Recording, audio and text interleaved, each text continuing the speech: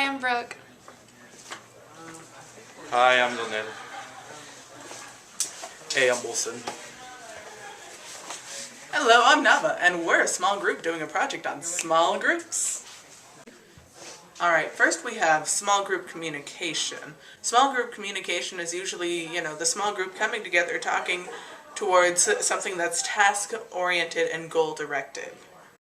Next we have teams. Small groups often can develop into teams, and what differentiates the two is that teams, often they become more extraordinarily involved. They commit to the group and they invest a lot of time and effort into the group. And members are chosen carefully because they will be working together for an indefinite amount of time. Yeah, go ahead. Pick out your group members! Hey, do you guys want to be in a group? Sure. Awesome. Then we have tasks. Tasks are activities in which decisions or solutions can't be made without the input of all group members. Alright, part of a small group is interdependence, which means we all kind of depend on each other. What we do or what we forget to do can affect other people in the group. For instance, if I forgot the camera, that would affect our group in that we couldn't record. Next, groups often have norms. Norms are guidelines that are implemented within the group on not only how they should behave, but also how they should approach the different tasks or a certain task that they've all come together to work on. Alright, one of the things that researchers have disagreed upon for small groups is the group size.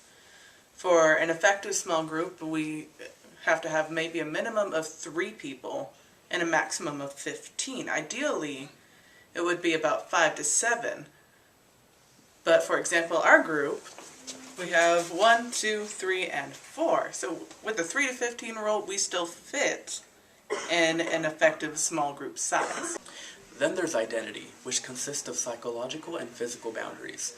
Psychological boundaries consist of emotions and feelings such as pride or embarrassment, while physical boundaries consist of clothing or tattoos.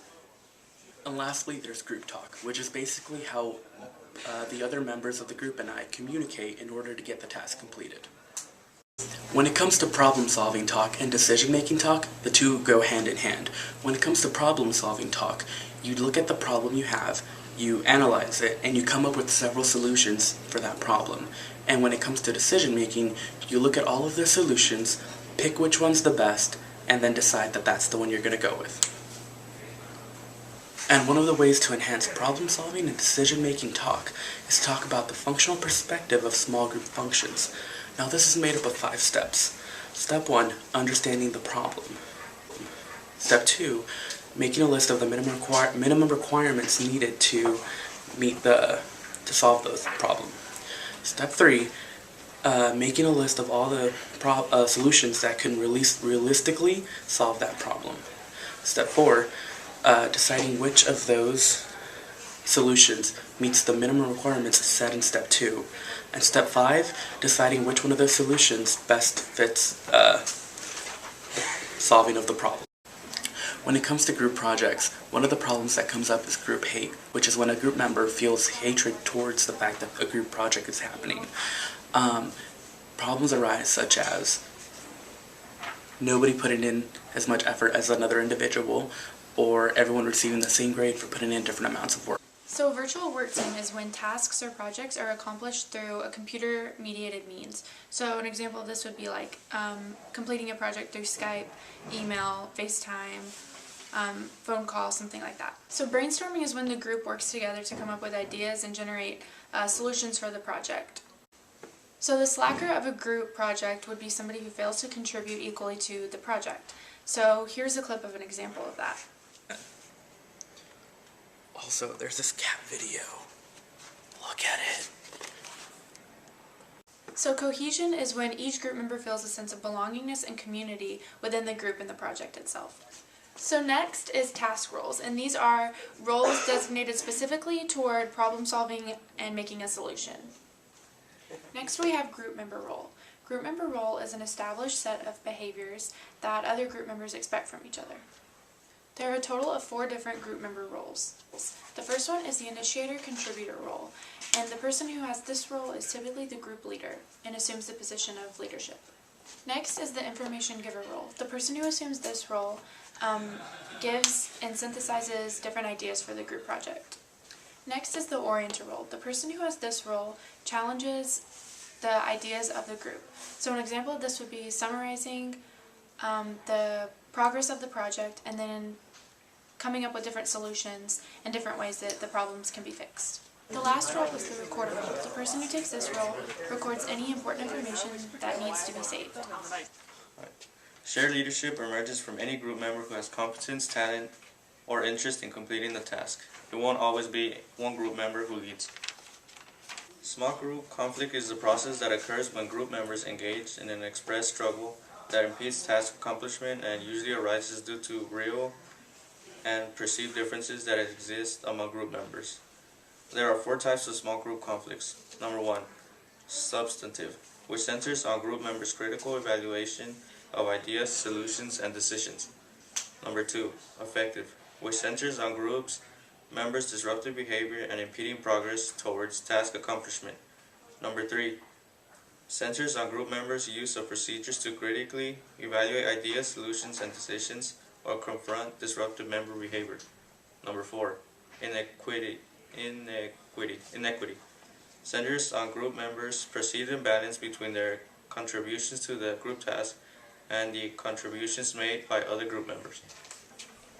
Building and maintaining roles is used to develop and maintain the interpersonal relationships they create between and among each other. There are many roles like the information giver, orienter role, recorder, harmonizer, and there are many more. The emergent leader. The emergent leader emerges from group members by choosing to eliminate those individuals who do not demonstrate leadership behavior, like failing to attend group meetings, slacking off, and communication anxiety. Counteractive influence approach to leadership is when the group encounters an obstacle and one group member needs to draw upon a repertoire of communicative skills that counters what other group members have said or done and also resolves whatever caused the obstacle. A group meeting environment is the time and place where a meeting is held.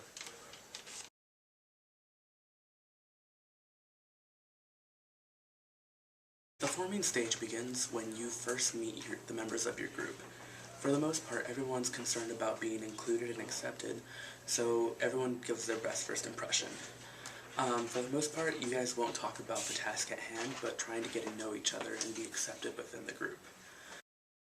So once everyone is comfortable and familiar with each other, then you'll be in the storming stage. As you and your group members begin to actively share ideas and contribute to the group discussion, struggles may arise. This is the stage when members may openly disagree with each other, and ideally conflicts will need to be resolved before moving on to the norming stage. The norming stage. The norming stage is where you and your group members have resolved your initial conflicts and have also begun to work together on the task.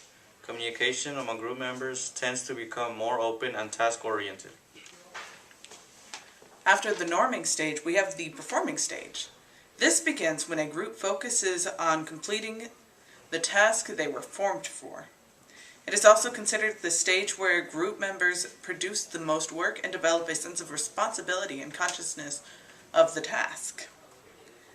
This is also where the group spends a significant amount of time using the problem-solving and decision-making techniques discussed earlier in the video, or concepts. Most importantly, group members regularly evaluate their collective performance and task measure to ensure that the objectives are met.